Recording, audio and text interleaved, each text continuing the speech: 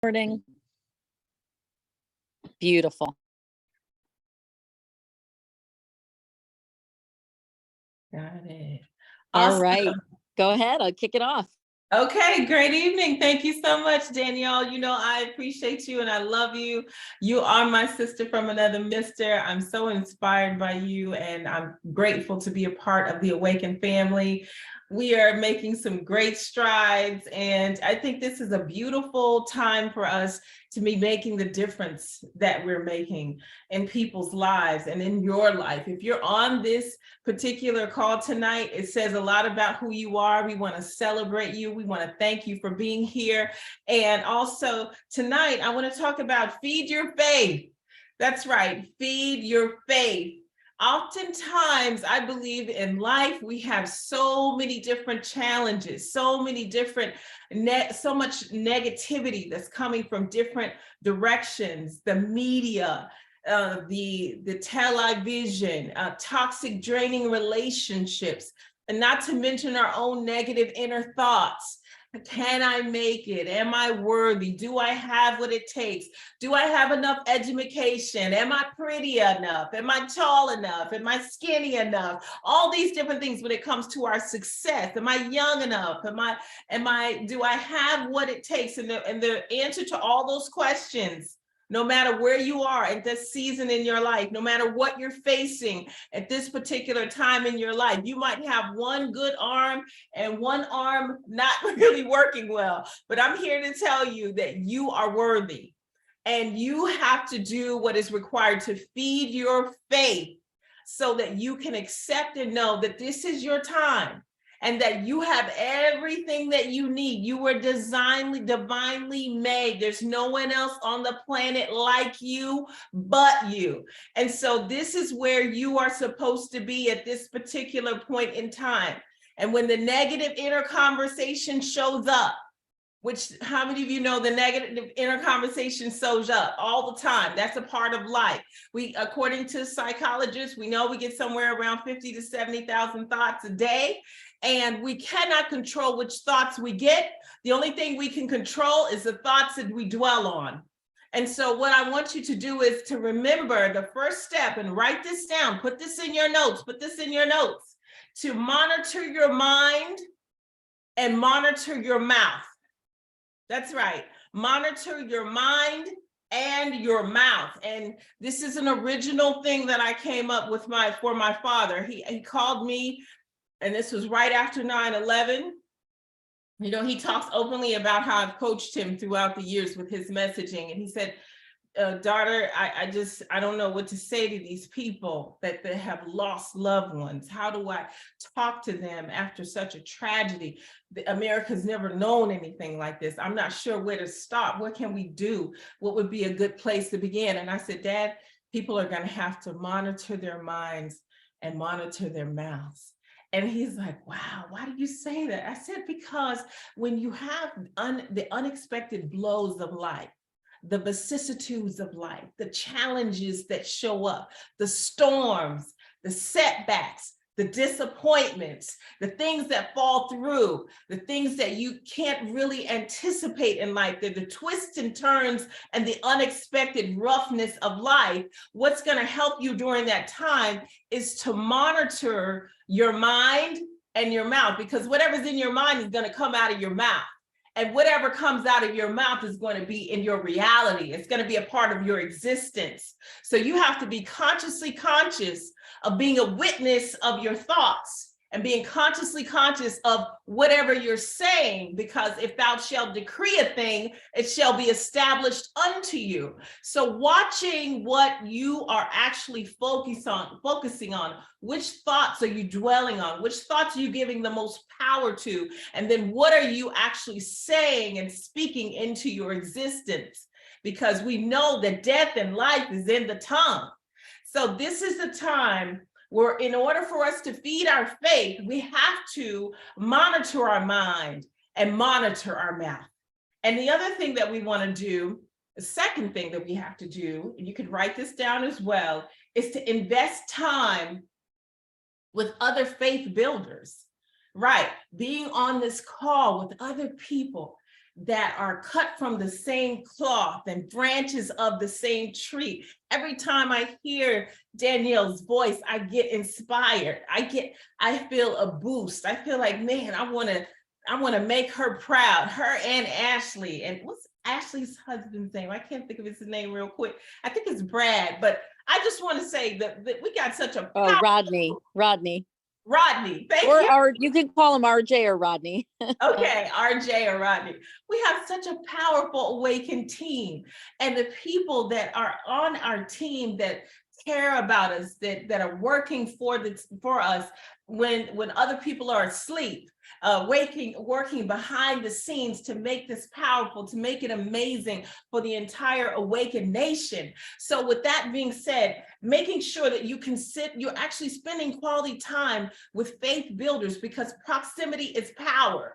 So you being on this call, you diving into what's taking place tomorrow, getting your tickets, being at the actual live event, doing these things is going to help you to feed your faith. The other thing is making sure that you're reading something positive, reading 10 to 15 pages of something positive, a book, of the Bible, the greatest book ever written, listening to powerful podcasts, being able to spend time in visualization. When I say visualization, seeing yourself walking across the stage and getting awarded, seeing yourself being able to resign from a job you don't like, seeing yourself being able to invest in the things that you want to invest in and go where you want to go and do what you want to do when you want to do it, and helping people to transform their lives. You want to spend time in the secret region of causation to be able to manifest that and to know that it's possible. Dr. Albert Einstein said that imagination is greater than knowledge, but oftentimes we stop utilizing the gift of imagination and we're not tapping into it the way that we did when we were little kids. Because when we were little kids, we were like, that's my car, that's my house, that's where I'm going to live. We were utilizing our imagination. And so I encourage you, when you get up in the morning sets the tone for the entire day. When you have that first awakening, awakened nation, when you have that first awakening, spend some time just seeing what you know that you are worthy of having, seeing the manifestation of the desires of your heart, seeing yourself being this leader and making a difference, seeing yourself making yourself, your family, your community, and God proud. Spend time imagining what that will feel like, what that will look like, what that will smell like. I have a feeling that it's going to smell good. So that's what I want you to remember. Imagination is something that's very powerful to feed your faith when you're in the midst of the storm. And even if you're not going through anything, feed your faith so your fears will starve to death. I'll repeat that. Feed your faith so your fears will starve to death. And the other thing is, when you spend time in the visualization, you want to make sure that you're getting as crystal clear as you can. Don't be vague in your vision. You know, your vision should be crystal clear. You should be able to see an ideal place. You can see the background, you can see the family members, you can see the health, your health and wellness. You can see yourself being your ideal size, having optimal health and unlimited wealth. If you can see it in your mind's eye, if you can actually conceive it, you can achieve it. So that's why it's important that we spend time. Let me tell you something. I was talking to one of my spiritual mentors, and he's always, I just am amazed by his faith and his walk with God. And I had to have a real tough conversation with him, because I told him, I said, I'm missing some things that I used to be able to do. And one of the things is I love walking in my subdivision. I love being able to walk when I do the entire community is somewhere around 6,000 steps. And I always feel good when I come in and I've gotten at least 6,000 steps in and I'm sweating and I'm, sweating out the toxins. I've had the sun on me and I feel good and I'm breathing and the circulation is happening. The endorphins are running. And it's just, to me, it's like amazing just being in nature and being outside and hearing the birds serenade me and seeing the trees and feeling the wind and all these things. And I said, I miss that. And he said, well, you know what? You can still do it. Just do it in your mind. He said, because your subconscious mind won't know the difference.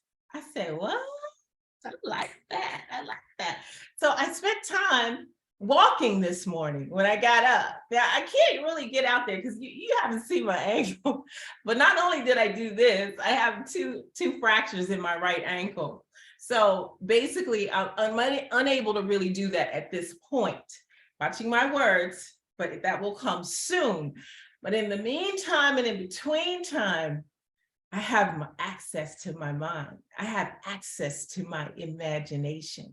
And so I literally took time sipping my tea and just sitting there with my eyes closed and seeing myself walk the subdivision. And I know the streets and I know the neighbor that keeps the most immaculate yard. And I know that, the different turns and the different cul-de-sacs and things of that nature. And I know the hill that I always feel like I need some extra oxygen on when I get to the top. And so all these things I was doing in my mind and preparing for the day when I can actually do it again. And it's going to be exciting, but I've already done it because everything happens twice in life. Once in your mind, then in reality. Did you catch that? Everything happens twice in life. Once in your mind, then in reality. When they said that at the end of building Walt Disney, Disneyland, one of the family members was standing out and they were admiring how beautiful it was. And a gentleman said to one of the, I think it was either the child or the grandchild of Walt Disney, it said, man, it would have been amazing if he could have seen this, just see everything that it has become. And that descendant spoke up and said, oh, he saw it before any of us did. The reason why it's here is because he saw it first in his mind. So there's a powerful thing that you have, and one of your greatest commodities is your mind. And oftentimes I believe we sleep on our minds and we take it for granted and we allow society to program it, and we don't invest enough time and energy in our mind. Because as we are doing, that's why we have awakened mind, because as you are working on your mind, you're going to begin to see how you can evolve, how you can grow, how you can transform into the greatest version of yourself. And you can begin to see how amazing you are. You're a walking miracle. You are a divine, powerful light that's here to do great and amazing things. And so you have something special that no one else on the planet has. And the question is, are you utilizing it? Do you get it? Do you see what I see? Can you see how amazing you are? And what it is that you have to share with this world, and how the world is yearning for your light, yearning for your gifts, yearning for what you have to bring and to deposit into the world. And the final point that I want to make, the first point we had was to monitor your mind and your mouth, and then to invest time with faith builders, and then reading and listening to things positive, and then also making sure you utilize visualization. You being a member of such a powerful organization is also going to feed your faith. And so that's when you get an opportunity to come out from the world and be tapped into people that are ready to make a difference, that are not complainers and not running from the challenges of this life, but coming up with solutions. As they used to say, if you're not a part of the solution, you're a part of the problem. And finally, I want you to think about and remember all the many things that you've overcome. all the many times when you may have felt like throwing in the towel. You felt like you didn't know if you could make it through that. And it's interesting that sometimes we forget how many times we've championed obstacles. We've overcome our greatest fears. We've moved through sicknesses. We've overcome divorces. We've gotten beyond bankruptcies. We've watched loved ones that we've had to bury. We've went through financial challenges. We've had battles with depression. There's so many things that you've overcome and you've gotten beyond. And so I'm here to remind you today that you are an overcomer. I ask sometimes when I would speak before large audiences, I mean live audiences, how many of you remember your first heartbreak? How many of you remember that little person that you may have had a crush on when you were 12, 13, 14 years old? They may not have even known that you existed, but if they just kind of walked down the hallway where you were, you felt as if, you know, your life was going to get better, just being in their presence. But the reality is that person may or may not have hurt your heart, but you didn't give up on love at 12 or 13 or 14. Many of you went on to get married. Many of you went on to have children and grandchildren. Many of you went on to find other ways to express love and to receive love. And so whatever you're facing right now, I want you to understand that it might seem bigger to you than it really is. And if you talk to a teenager who's went through a heartbreak now, and you tell them, trust me, you're gonna get through this, you'll get beyond this, this isn't as bad as you think it is. You probably won't even remember this person's name, or you probably won't even think about them 5, 10, 15 years from now. But it's hard for them to believe that because of what they're feeling right in that moment. And so I just want to say to you that I'm not sure what your challenge is. I'm not sure what you're facing, what it is that might be overwhelming you or keeping you up at night. But I do want you to know that you will get beyond this if you hold on, if you keep pushing, if you don't give up, if you find a way to reach out and get the help you need. And just know that you're not alone.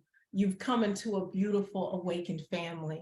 And so reach out and touch someone, reach out and call someone, have some time to get together and have brainstorming sessions, do data dumps, do masterminds, do whatever it is that you need to do to get what you need in order to be your best. I like that. Hang on, pain ends. Who said that?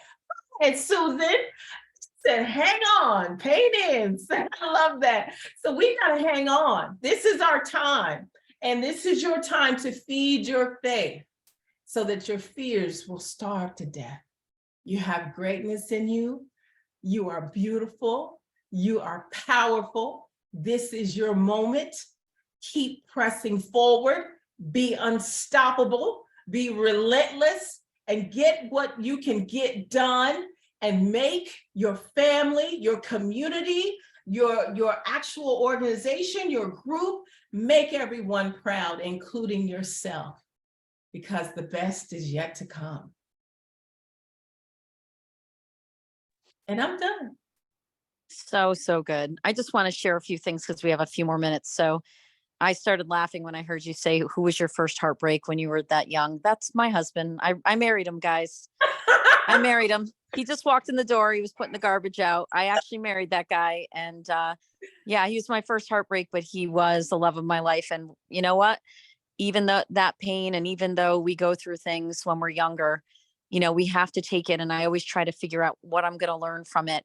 And we both have conversations. And I think, Dr. Ona, this will make sense to you as well because of what you do for a living. But we sometimes just lay side by side looking at each other, talking about, you know, if we had stayed through that, we would not have what we have today because we both had to go on our ways, on our separate ways, go through our traumas, go through our disappointments, go through our failures, and go through the lessons of life to become the people that we are today so that we can have a fullness and a fulfillment as a husband and wife. And it's nothing's perfect, but it's beautiful, guys, when we embrace what we've been through and we learn from it so that we can take it and we can live a better life. I just wish we all could take the wisdom we have now and have had that when we were younger. Imagine where we'd be, right? Right, But right, I exactly. love paying it forward now because it's such a beautiful thing to teach our children. And we know we can't. Scott's okay with not having grandchildren yet, but I want grandchildren soon because I would love to pour into my grandchildren the lessons and the wisdom, so that they can have a better walk through life, right? And we do need to prepare the next generation for all the things coming. And it's just so powerful what you're teaching. The other thing I Mhm. wanted to touch on was you actually said if you visualize working out, that it actually, do you know there are studies, guys, that if you visualize that, even if you're incapacitated, your body will respond as if you worked out. So when you said that, I actually remember reading the study like less than a year ago, that Mhm. in one of my mindset courses that I was taking, we were taught that, and I thought that's crazy. And sure enough, I went on and started reading. Your mind is so powerful that you can actually make that workout happen right in your mind. And so a lot of people are like, heck yeah, they're going to cancel their gym membership. No, I'm kidding. And Arnold Schwarzenegger, he envisioned the reason he became the greatest bodybuilder in the world. Go watch his YouTube; it's incredible. He has a YouTube on how he became the greatest bodybuilder of all time. He said he looked in the mirror and visualized where he needed to build more muscle, where he needed like a paintbrush. I need more bicep. I need less in the abs. But he said he envisioned walking that stage, winning the Mr. Olympia hundreds of times before he ever did it, so that when he was called to stage as the champion worldwide, he said, I already knew it was mine. Therefore, that night I had already done it, just like the Walt Disney. He saw it before he ever had it in his hand. I see us as that built multi-billion dollar brand impacting lives everywhere. I already see Zenith in the hands of people in Asia and different countries and all over the world. So it's going to come to pass if we have the right mindset, we have the right heart, we're doing it with good intentions, we believe it's ours, and then we can hold it in our hands. So what you said tonight just reaffirmed for me that the work I'm doing as a human being daily is to believe for, speak it out, run towards it, persevere. When we get knocked down, we get back up. And all the comments tonight that I was reading while you were speaking are, this is what the world needs, guys. 180 people is nice, but there should be 1,000 people on tonight. Your teams, especially in direct sales, should be being fed. When their mind is fed, they produce at a level that you cannot even fathom. So plugging your teams into this type of skill building, which is really mindset building, actually will end up producing more volume in your organization. So do not miss out on spreading the word about getting people into this mindset training. And then when we launch in Charleston, the full breadth of what it is we're putting together, which is incredible, this Awaken Mind program is going to rock. And maybe just close out with a minute or two on the vision that you have with us of what we're going to launch, so that they understand that this is pretty comprehensive what we're going to roll out in April. Yes, I'm sorry, what did you just say?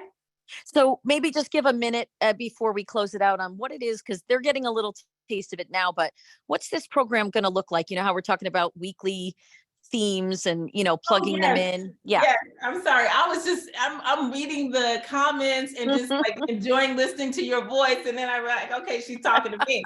All right. So basically, we're gonna do a deep dive into who you are, right? Because oftentimes I believe we, especially as women, but a lot of us in general, but especially women, we have a tendency to be the nurturers of life. We have this tendency to take care of everyone else and make sure that everyone is okay, and then not really spend a lot of time with ourselves. So one of the main things that we're going to do in that journey of learning and development is taking time with you, getting in the mirror with who you are, being more connected with yourself. Guess what? When you're more connected with yourself, you can be more connected to other people that can be a part of your team. You can be more connected with how to actually lead your team more effectively, how to pour in and get people in the place where they're not necessarily dependent but they are learning how to be independent and how they can duplicate the success that you've already laid out for them. So you want to have the ability to be a leader, but also to raise up other leaders.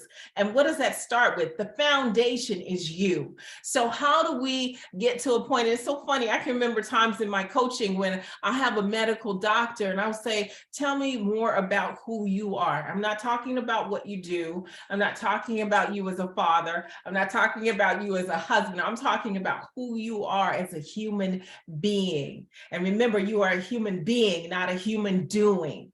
And they're like, oh my goodness, can we go to another part of the, can we go to another question? This is making me uncomfortable. I don't have answers for that. I don't really think about myself. I don't really know myself like that. And I'm like, no, we have time. I have time. We're going to sit right here and go and do a deep dive on who you are. So that's one of the things that I'm really excited about, because I know there's going to be a lot of insights, a lot of revelations, a lot of ahas, a lot of breakthroughs. And as you're evolving and growing, you'll be able to have something that you can plug into on a week-to-week basis and take your life to the next level, and those that you love and care about on your team. It's going to be amazing. And I want to spend just another minute here, guys. We all know that the world is spinning fast and there's so much going on. And that's why I recommend not watching the news. But I do want to take a moment to honor Amy Richardson and her son who are on the call. They lost Chris, their husband and father, Amy and her son. Yet I think yesterday or a little bit prior to that. Sorry, Amy, it's all blurring together for me, but just lost him. They're on this call, which is I'm getting text messages from Kelly and a few other leaders who are really blown away that here she is in the midst of losing him. Bless you, losing him, and here she is. So what I'd like to do is have everyone in the chat speak life over them. Yes. We've all had loss in our life. And we all have, I love it. Iyanla Van Zant is one of my favorites. I hope to meet her one day. She says, if you tell the same story, you're going to get the same story. And right now, I just wanted everyone to share some life and some words for him, for Jacob and for Amy, that even though we can't change the sorrow and the pain and the loss, and we wish we could, we just want you to know that life is really, really here for you. We're here for you. Awakened is here for you. There's no way to take that pain away, but we want you to know that you are loved and that good things are coming and your best days are ahead of you. And I know in the midst of grief, it's hard. So everybody just lift them up. And especially to you, Jacob, I can't wait to see you in Charleston. I know you're going to come hang out with us. We're all going to give you a hug and spend some time with you, but you are loved and you are never alone. And this is why we started this company. This is more important to me than anything else we're going to do. Is I want to help build people. I want people to know that they can overcome. I want to see people overcome. And that's our heart. Yeah. You can listen to all the haters and all the things that get said about us. But one thing that no one can take away from us is we are building this with our hearts, and all the money, all that stuff, all the success, it all comes and it will remain because we'll build it on a solid foundation of love and support and growth and actually just locking arms as human beings. And so I'm just excited that we have a field that's so diverse and so loving. And the more love we pour out, the more we link arms. It doesn't matter what arrows come at us. We will ultimately succeed over and over again. So Amy, we love you. Go ahead. Yep. Yeah. And where is she located? What city? That's a great question. I think she's in Missouri, but let's see if I just want to St. Louis. Okay, St. Louis. So we need our St. Louis family to really love on them. Like when you're going through that type of loss, there's no words that can be said. There's no way to describe it. There's no way to understand it. But you know what? Sometimes I can remember when I lost my younger brother when he was 16, that was one of the most challenging things. And everyone, when they have loss, the thing that you can do sometimes is just be like love in the moment, love in action. Amen. And I used to wonder, why do people come by and bring a pie or come by and, or send a card or give you, somebody handed me $100 bill. I took it and got some ice cream because I was really going through it. But I just want to say to Amy and to Jacob, you know, whatever we need to do to support you through this, we're here. We're going to Amen. be praying for you. We're going to be uplifting you, and you're not alone. And so anyone that's in that area, if there's something you can do, if there's some way you Yes. can serve, is there some way you can support, please do that, because the reality is, think it not strange when you face the fiery furnaces of this world. There will be challenges, there will be deaths, there will be disappointments, there will be setbacks, there will be pains, there will be sicknesses, and it hurts, and you can never be prepared for it. But all we can do is try to love on each other. We have to turn to each other and not on each other, and help to heal our way through it. And that's all we can do, is just stand in the love for you, Amy and Jacob. We love you, and Yeah. we're sending blessings to you and the entire family and friends as you go through this challenging time. Just continue to, we're just going to continue to pray for you.